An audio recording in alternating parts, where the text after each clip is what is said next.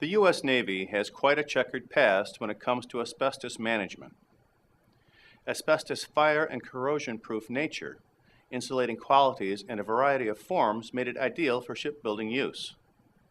Its health effects made it particularly dangerous for cramped quarters, poorly ventilated engine rooms, and contained environments such as found on submarines. The Navy was inarguably slow to give up the benefits of asbestos and address the dangers.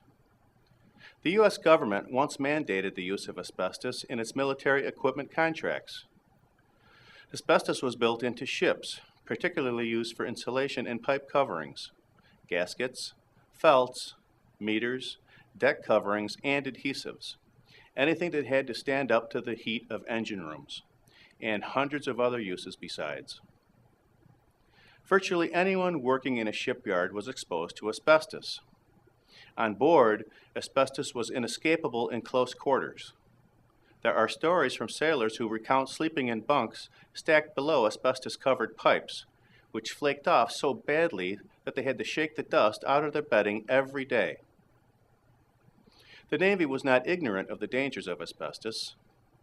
In 1922, the Navy issued a medical bulletin that put asbestos work in a list of hazardous occupations and suggested the use of respirators. By the late 1930s, corpsmen were given handbooks advising them of asbestos hazards. With the beginning of World War II, asbestos concerns were shelved into the rush to build the U.S. fleet. The American fleet grew from 394 vessels in 1939 to 6,768 in 1945, a 17-fold increase. More than 4 million men and women worked at building and repair. Thousands of metric tons of asbestos was used to wrap the pipes and line the boilers, engines, and turbines of the ships. In 1943, the government issued standards for exposure which were supposed to protect the workers who sometimes labored in massive fogs of asbestos dust. The minimum requirements for safety and industrial health in contract shipyards publication set standards for asbestos workers and workplaces in all yards that built or repaired Navy ships. Requirements were set forth for the segregation of dust-producing jobs and special ventilation of dusty areas. Asbestos workers were to wear respirators and receive periodic medical examinations. The rules were supposed to be enforced by the shipyards. Instead, shipbuilding took precedence. The rules were not enforced until the 1970s. Working in an American shipyard during World War II turned out to be almost as deadly as fighting in the war. The combat death rate was 18 per 1,000. As many as 14 per 1,000 shipyard workers died from asbestos-related cancer, and an unknown number beyond that from asbestosis complications. When the U.S. Environmental Protection Agency began the asbestos reform campaign in the 1970s, the Navy had a huge investment to protect. There were at least 298 asbestos-containing materials being used on ships, and it would take years and millions of dollars to remove all the insulation from the fleet of more than 500 ships. The Navy imposed a ban on the use of ACMs on new ships in 1973, then violated its own ban for at least 5 years.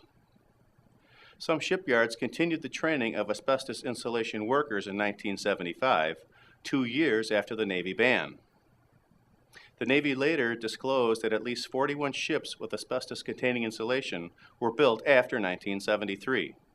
In 1983, the first Navy Occupational Safety and Health Program Manual was implemented. It applies to all Navy civilian and military personnel in operations ashore or afloat. It does not address all safety and health issues ashore, and in those cases, OSHA guidelines must be followed. The Navy Asbestos Control Program ensures compliance with OSHA regulations. Its purpose is to protect Navy personnel who come in contact with asbestos. With very limited exception, asbestos-containing materials are no longer used in shipbuilding. The Navy's principal concern is now with the removal of materials as they become friable over time. Removal of asbestos is limited to intermediate maintenance activities, shipyards, and contractors. On board ship, personnel cannot remove asbestos except in an operational emergency when approved by the commanding officer.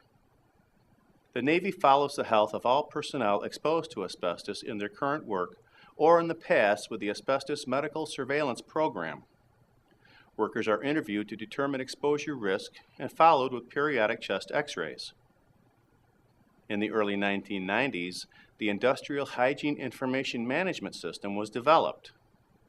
This is a database designed to look for trends of increasing exposure levels. Worker information is organized based on job operation code, command, and location.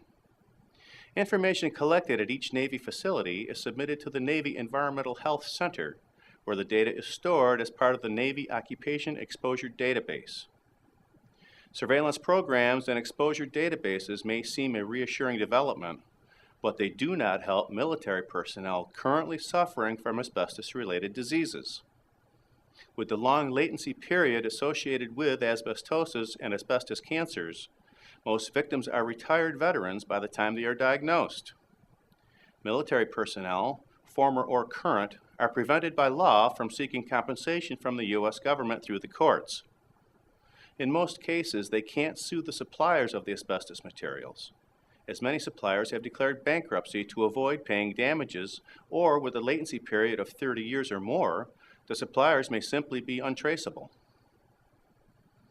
The Fairness and Asbestos Injury Resolution Act of 2005 was an attempt by Congress to address the problem of compensation for asbestos injury.